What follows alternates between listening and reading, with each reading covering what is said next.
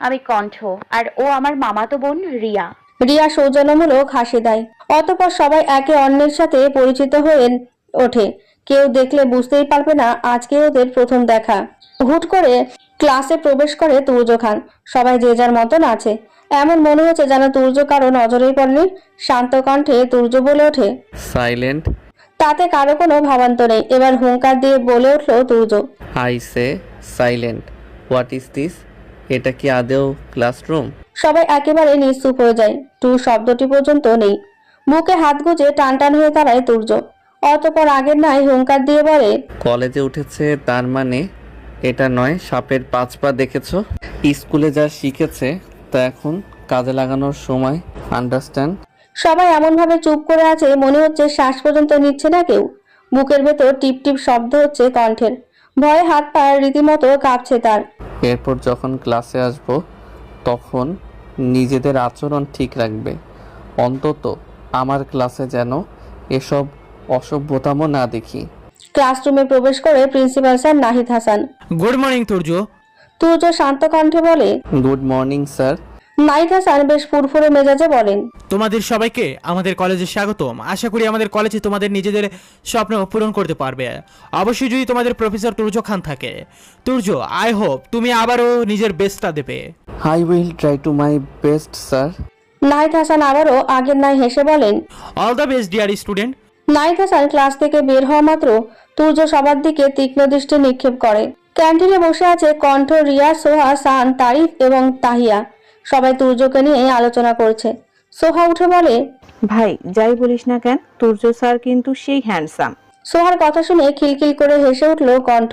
ওর হাসির কারণ কেউই ধরতে পারল না। অতঃপর ভ্রুকুটি করে তাকিয়ে আছে সবাই ওর দিকে। তারিফ কণ্ঠকে উদ্দেশ্য করে বলে ওঠে, এই কণ্ঠ, তুই হাসলি কেন? কণ্ঠ ভীরু স্বরে বলল, আসলে তোমাদের কথা শুনে হাসি পেল।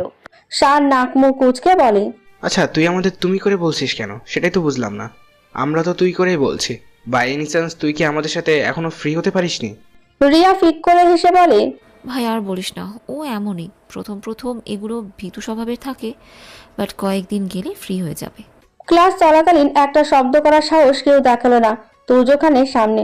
সবাই নিশ্চুপ হয়ে বসেছিল। তুর্য যা কিছু পড়াচ্ছিল সবাই তা মন দিয়ে শুনছিল। যতক্ষণ পর্যন্ত তুর্য ক্লাস নিচ্ছিল ততক্ষণ বুকের ভেতরে টিপ টিপ শব্দ হচ্ছিল কণ্ঠের। এই বুঝি ভুলবশত কিছু বলে ফেললো আর ক্লাস থেকে বের করে দিল তুর্য স্যার। এই তোদের দুইজনের নাম্বার দে তো, আমাদের গ্রুপে অ্যাড করে নিব। তাহিয়ার কথায় বাস্তবে ফিরে আসে কণ্ঠ। কিসের নাম্বার আর কিসের গ্রুপ? কণ্ঠ তাহিয়াকে জিজ্ঞেস করে। কিসের গ্রুপ? তাহিয়া শব্দ করে। তারিফ ফোন দেখিয়ে বলে, এই যে আমাদের আড্ডার গ্রুপ, এখানে আমরা সবাই আছি। আমাদের যা কথা আছে প্রয়োজনীয় এখানেই বলি। যেমন ধরো কারোর নোট প্রয়োজন বা অন্য কিছু, তার পড়াশোনা সাজেশন, এসব নিয়েও কথা হয়। কণ্ঠ মাথা নাড়ল। শান, রিয়া এবং কণ্ঠের দুজনের নাম্বার নিয়ে গ্রুপে অ্যাড করে দেয়। গাড়ি নিয়ে বেরিয়ে যায় তুর্য খান। অতঃপর সোহা সবাইকে উদ্দেশ্য করে বলে, আচ্ছা, আজকে কি আর তুর্য স্যারের ক্লাস নেই? কণ্ঠ বলে ওঠে, ওয়েট, আমি শিডিউল চেক করে বলছি। কণ্ঠ ফোনে শিডিউল বের করে দেখে, হ্যাঁ, আজকে আর তুর্য স্যারের ক্লাস নেই। সবাই যেন হাঁপ ছেড়ে বাঁচলো এমন একটা শ্বাস নেই। তুর্য বাড়িতে আসা মাত্র শাহিনা খান চেঁচিয়ে বললেন, বউ, ও বউ, কই গো তুমি? আমার নাতি মাত্র আইছে, আর তোমরা কই থাকো? অহনা খান রান্নাঘর থেকে তড়িৎ গতিতে ছুটে আসলেন। অহনা খান পানির গ্লাস হাতে নিয়ে তুর্যকে এগিয়ে দেয়। মুহূর্তের মধ্যে চোয়াল শক্ত করে নেয় তুর্য। চোখের ইশারায় বলে গ্লাস আগের জায়গায় রেখে দিতে। অহনা খান এক পলক দেখে শাহিনা খানের দিকে। অতঃপর সেন্টার টেবিলের ওপর গ্লাসটা আবার রেখে দেয়। তুর্য নিজের হাতে গ্লাস তুলে পানি খায়। ফোঁস করে শ্বাস নিয়ে বলে, তুই হলি পুরুষ মানুষ তুর্য দাদু ভাই, তুই কেন নিজের কাজ নিজে করবি? লাল হাসে তুর্য। শাহিনা খান আগের যুগের মানুষ, তাই আগের দিনে যা ঘটতো বা ঘটে এসেছে সেগুলো মেনে চলতে পছন্দ করে। কিন্তু তুর্য তো একজন শিক্ষক, তাছাড়া ওর উচিত নিজের কাজগুলো নিজে করা।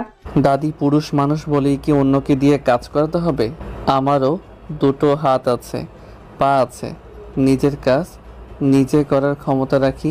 তপ্ত শ্বাস ফেলে শাহিনা খান। রুমের দিকে পা বাড়ায় তুর্য। শাহিন খান সবেমাত্র অফিস থেকে ফিরেছে। ওনার ঠিক কিছুক্ষণ পর বাড়িতে আসে সাফিন খান। দুজনে ডাইনিং টেবিলে বসে। কাজের লোক তরু এসে পানির গ্লাস এগিয়ে দিলেন। শাহিন খান ঢকঢক করে পুরো পানি খেয়ে তরুকে উদ্দেশ্য করে বলল। আচ্ছা, তোদের ভাবি কোথায়? তরু হাত মুছে বলে, ভাইয়া ভাবি তো ওপরে সূর্য স্যারের রুমে গেছে। ও আচ্ছা। তরু আবারও রান্নাঘরে গেল। শাহিন খান এবং সাফিন দুজনে আবারও অফিসের কাজ নিয়ে আলোচনা করতে শুরু করে। কিছু সময় পর নিচতলায় আসেন অহনা খান। তোমরা এসে গেছো? মাথা ঘুরিয়ে তাকিয়ে দেখে অহনা নিচে আসছে। অতঃপর সব ফাইলগুলো নিয়ে ভেতরে রেখে আসতে যায় সাফিন। সাফিন, একেবারে ফ্রেশ হয়ে আয়, আমি খেতে দিচ্ছি তোমাদের। সাফিন মাথা নাড়িয়ে ভেতরে চলে গেল। শাহিন খান কপালে জমে থাকা ঘাম হাতের উল্টো পিঠে মুছে বলল। অহনা খান হঠাৎ স্বামীকে এমন চিন্তিত দেখে বলেন, কি গো, তোমার হঠাৎ কি হয়েছে? শাহিন ভাঙা কণ্ঠে বলে, আর বলো না, শরীরটা ভালো লাগছে না।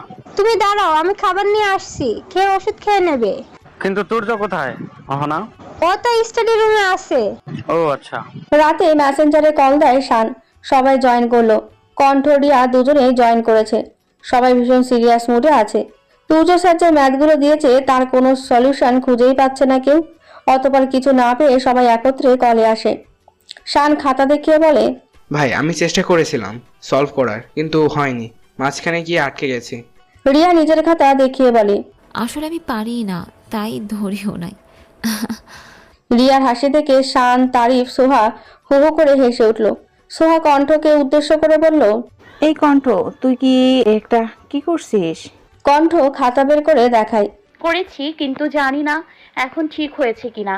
ওদের মধ্যে তারিফ ঝট করে বলে ওঠে, আচ্ছা, আগে আমাকে বলো উত্তর কি? 5:36 এসে কি না? কণ্ঠ খাতায় চোখ বুলিয়ে বলে, হ্যাঁ এটাই এসেছে। তারিফের মুখে বিশ্বজয় করা হাসি খেলে যায়। চিৎকার করে বলে ওঠে, ওরে ওরে কণ্ঠ, এটাই সঠিক, ছবি দে, আমরাও করে ফেলি। মামা, এটাই উত্তর। সবাই ভীষণ খুশি হয়। তাদের মধ্যে কণ্ঠ বলে ওঠে, আচ্ছা তোমরা একটু বুঝে নাও, আমি বুঝিয়ে দিচ্ছি। শান বলে ওঠে, ধুর মামা, এসব বোঝাবুঝি করতে হবে না, তুই ছবি দে। স্যার কি আমাকেও বলবে বুঝি দাও? চল চল ছবি দে। কিন্তু এটা সঠিক হয়েছে কিনা তা তো বুঝতে পারছি না। 5.36 মানে সঠিক, হুররে। ক্লাসের প্রায় সকল স্টুডেন্ট কান ধরে দাঁড়িয়ে আছে। কেউই তুর্য স্যারের দেওয়া হোমওয়ার্কগুলো কমপ্লিট করতে পারেনি। কিন্তু হোয়াইট বোর্ডের সামনে কান ধরে আছে সোহা, শান, তারিফ, তাহিয়া, কণ্ঠ ও রিয়া। একে অপরের মুখের দিকে চাওয়াচাই করছে। ওদের 6 জনের দিকে তীক্ষ্ণ দৃষ্টি নিক্ষেপ করেছে তুর্য খান। 2-3টে শুকনো ঢোক গিলে নিল কণ্ঠ। বারবার তারিফের দিকে দেখছে, ওর জন্যই অমন হয়েছে। ওদিকে সবাই সরু দৃষ্টি নিক্ষেপ করে তাকিয়ে আছে কণ্ঠের দিকে। ওদের মনে হচ্ছে কণ্ঠের জন্য এখন এই অবস্থা। ক্লাসে তুর্য স্যার ঢোকা মাত্র সবাই নিশ্চুপ হয়ে গেছে। তুর্য হাতের ফাইলগুলো এবং মার্কার টেবিলের উপর রেখে সবাইকে উদ্দেশ্য করে বলল, গুড মর্নিং স্টুডেন্ট। সবাই একত্রে গুড মর্নিং বলে। অতঃপর তুর্য জিজ্ঞেস করে কারা কারা হোমওয়ার্ক করেছে। ক্লাসের কেউই কোনো উত্তর দেয় না। ওকে ফাইন, যারা যারা হোমওয়ার্ক করনি তারা ভালো বাচ্চাদের মতো দাঁড়িয়ে পড়ো। সবাই একে একে দাঁড়িয়ে পড়লো। পেছনে ফিরে তাকাতেই কণ্ঠ আর বন্ধুরা সবাইকে দেখে ক্লাসে প্রায় অর্ধেক স্টুডেন্ট দাঁড়িয়ে আছে।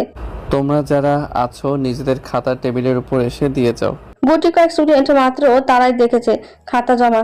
সব মিলে 7-8টা খাতা মাত্র জমা পড়লো। একে একে সবার খাতা দেখছে তুর্য স্যার।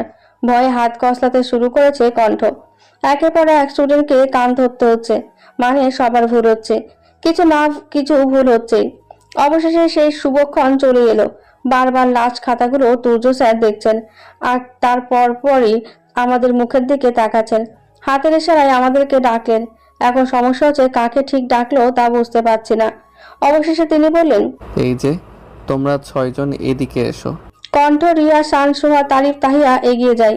তুর্য মুখে হাসি নিয়ে বলে, তোমরা তো একদম সঠিকভাবেই হোমওয়ার্ক সলভ করেছো। স্যারের কথা শুনে সবার মুখে বিশ্বজয়ী হাসি খেলে গেল। তারই মধ্যে তুর্য স্যার বলে উঠল, তা এখানে এটা আসলে করলোটাকে? সবার খাতায় একই রকম উত্তর, আর আমি যতটা জানি তোমরা নিশ্চয়ই টুকি করেছো। এবার বলো অঙ্ক করেছে কে? শান তড়িৎ গতিতে বলে ওঠে, এই এটা তো আমরা করেছি, তুই কেন নিজের নাম দিচ্ছিস? স্যার কে করেছে জানি না, তবে আমি শুধু লিখেই গেছি। অবশেষে কণ্ঠ কাঁদো কাঁদো গলায় চেঁচিয়ে বলে ওঠে, তোরা মিথ্যা বলছিস কেন? শুকনো ঢোক গিলে নেয় সোহা, তারিফ, শান এবং তাহিয়া। কি মিথ্যা বলছে ওরা? কণ্ঠ আগের ন্যায় বলে ওঠে, স্যার গো, সত্যি কথা বলছি, এই অঙ্ক আমি করেছি। ওরা তো মেসেঞ্জারে আমার থেকে ছবি নিয়ে টুকি করলো আর এখন নিজেদের নাম দিতেছে। তুর্য সবার অচিরে ঠোঁট কামড়ে হাসে, অতঃপর আবারও মুখে থমথমে ভাব নিয়ে বলে ওঠে, ইডিয়েট সবকটা, এখন গিয়ে কানে ধরো। একে অপরের মুখ চাচাই করছে কণ্ঠ আর ওর বন্ধুগণ। তাহিয়া কাপা কণ্ঠে জিজ্ঞেস করে, স্যার আপনি যে বললেন আমাদেরটা হয়েছে, তাহলে কানে ধরবো কেন স্যার? তুর্য বর্ষা থেকে উঠে দাঁড়ালো, বুকে হাত গুজে টানটান হয়ে দাঁড়িয়ে অতঃপর বলে, লাস্ট 5.36 হলেই কি অঙ্ক কারেক্ট? সিরিয়াসলি? সবাই তীক্ষ্ণ দৃষ্টি নিক্ষেপ করে কণ্ঠের দিকে। বেচারি বোকা বোকা চাহনি দেয়। অবশেষে কান ধরে দাঁড়িয়ে থাকতে হলো সবাইকে। স্কুল থেকে বাড়ি ফেরার পথে নীলা দেখলো সাফিন গাড়ি নিয়ে দাঁড়িয়ে আছে। সাফিনকে দেখা মাত্রই চোখ দুটো চিকচিক করে উঠলো নীলার। ধীর গতিতে এগিয়ে যায় তার দিকে। সাফিন, তুমি এখানে হঠাৎ আসবে বললে না যে? সাফিন অত চওড়া হাসি দিয়ে বলল, আমার প্রিয়সীর সাথে দেখা করতে বুঝি বলোকে আসতে হবে? ম্লান হাসে নীলা, কথার পিঠে বলে ওঠে, প্রিয়াসী তো শুধু মুখে মুখেই, ঘরে নেওয়ার কোনো চেষ্টাই নেই। নীলা ডান হাত মুঠো করে ধরে, খুব তাড়াতাড়ি নিয়ে আসবো, আর কিছুদিন অপেক্ষা করো। মুখে অভিমান নিয়ে বলে উঠল নীলা। না, আর অপেক্ষা করতে ভালো লাগছে না। অতর টেনে হাসলো সাফিন। মেয়েটা বড্ড বেশি মায়াবী। শুধু মায়াবী বললে ভুল হবে, সুন্দর মনের মানুষ, যাকে এক নজরে ভালো লেগেছিল। কি হলো, কি ভাবছো? সাফিন নীলার কথায় কিছুটা ধাতস্থ হয়ে জিজ্ঞেস করে, যাবে কোথায়? সাফিন ধরে থাকা নীলার হাত আরো শক্ত করে ধরে বলল, আমি যেখানে নিয়ে যাব। নীলা স্মিত হেসে মাথা নাড়িয়ে সম্মতি জানালো। অতঃপর সাফিন নীলা দুজনেই রওনা দিল অজানা গন্তব্যের উদ্দেশ্যে। রান্নাবান্না শেষ করে সবেমাত্র সোফায় বসেছে কণ্ঠ। ভীষণ ক্লান্ত লাগছে তার। আজ তনয়া মামি না থাকায় তাকে সবটা করতে হয়েছে। ওদিকে আনিক আহমেদ তাকে সকাল থেকে হুকুমের ওপর হুকুম করেই চলেছে। একটুও পড়ার সময় পায়নি সে। ড্রয়িং রুমের ফ্যান ছেড়ে বসে পড়লো কণ্ঠ। যা গরম পড়েছে তাতে বেশিক্ষণ গ্যাসের কাছে থাকলে সে সেদ্ধ হয়ে যাবে। শীত আসার আগে বেশ গরম লাগে। এই তো আর কিছুদিনের মধ্যেই শীত পড়বে। দেওয়ালের দিকে তাকিয়ে ওয়াল ঘড়িতে চোখ পড়লো। 6টা বেজে গেছে। হঠাৎ কেউ কলিং বেল বাজালো। উঠে গিয়ে দরজাটা খুলে দিতে দেখলো আহাদ আহমেদ এবং সাহাদ আহমেদ এসেছেন। একটু সরে গিয়ে ওদের ভেতরে আসার জায়গা করে দিল। আহাদ আহমেদ এক নজর দেখে নিল কণ্ঠকে। নিশ্চুপ ভঙ্গিমায় দাঁড়িয়ে আছে কণ্ঠ। আহাদ আহমেদ এবং সাহাদ আহমেদ গিয়ে সোফায় বসে পড়লেন। সাহাদ আহমেদ কণ্ঠকে ডেকে বলে, কণ্ঠমা, এক গ্লাস ঠান্ডা পানি দে তো। কণ্ঠ রান্নাঘরের দিকে যায়। ফ্রিজ থেকে দুজনের জন্য ঠান্ডা পানি নিয়ে আসে। তার মধ্যে আহাদ আহমেদ তনয়া আহমেদকে ডেকে বলে, তনয়া, এই তনয়া, কোথায় তুমি? বড় মামি বাসায় নেই বড় মামা। পানি সেন্টার টেবিলের ওপর রেখে কথাটা বলে ওঠে কণ্ঠ। আহাদ আহমেদ পানি খেয়ে কণ্ঠকে জিজ্ঞেস করেন, ও আবার কোথায় গিয়েছে? কণ্ঠ ধীর কণ্ঠে বলে ওঠে, বড় মামি একটু দাদুর বাড়িতে গিয়েছে আর বলেছে তোমরা আসলে যেন খেতে দিতে। আহাদ আহমেদ তেমন কিছু আর বলল না, উঠে যেতে লাগলো। তখন কণ্ঠ পেছন থেকে ডেকে বলে ওঠে, বড় মামা খাবার কি দিব, তুমি কি খাবে? আহাদ আহমেদ তপ্ত শ্বাস ফেলে আমতা আমতা করে বলেন, ঠিক আছে দে। সন্ধ্যায় ড্রয়িং রুমে বসেছে সমাবেশ। আলোচনা হচ্ছে নীলার বিয়ে নিয়ে। সিঁড়ির সাইডে দাঁড়িয়ে আছে কণ্ঠ ও রিয়া। সোফায় বসে আছেন আহাদ আহমেদ, সাহাদ আহমেদ এবং তনয়া আহমেদ এবং আনিক আহমেদ। হ্যাঁ ছোট, আমার মনে হয় সাফিনের সাথে নীলার বিয়ে হলে মন্দ হবে না। আহাদ আহমেদ সাহাদ আহমেদকে উদ্দেশ্য করে বলেন কথাটা। আহমেদ বাড়ির সবারই বেশ পছন্দ সাফিনকে। কণ্ঠ ওই একবারই নীলা আপুর সাথে সাফিনকে দেখেছিল। সাহাদ আহমেদ বলেন, হ্যাঁ ভাইয়া, আমিও ভাবছি বিয়েটা দিয়েই দেওয়া উচিত হবে। সাফিনের বিষয়ে বাড়ির সবাই জানে, এখন শুধু ওদের বিয়েটা হওয়ার বাকি। সাফিন কাল নীলাকে ফোন করে বলেছে সে বাড়িতে কথা বলেছে, নিজের মা বাবাকে নিয়ে নীলার বাড়িতে আসতে চায়। শোনো, আমার মনে হয় আর দেরি করা উচিত নয়, নীলা তো আমাদেরও মেয়ে। আনিক আহমেদ তনয়া আহমেদের হাত ধরে বলে, আমি তো বুঝতে পারছি না আপা, তোমরাই একটু সবটা যদি দেখতে তাহলে আমি নিশ্চিত হতাম। তনয়া আহমেদ অধর টেনে হেসে বলেন, তুই চিন্তা করিস না, সবটা ঠিক হবে, আমরা আছি তো। সবাই ঠিক করে কাল সাফিনের বাড়ির সবাইকে আসতে বলবে। বাড়িতে আসা মাত্র দেখলো সনিতা দাঁড়িয়ে আছে। তুর্য তপ্ত শ্বাস ফেলে নিজের রুমের দিকে। তখনই সনিতা তুর্যের সামনে এসে দাঁড়িয়ে পড়ে। তুর্য, তাড়াতাড়ি তৈরি হয়ে আসো, আমরা বাইরে যাব। তুর্য থমথমে মুখ নিয়ে বলে, প্লিজ সনিতা, মাত্র এসেছি, একটু রেস্ট নিতে দাও।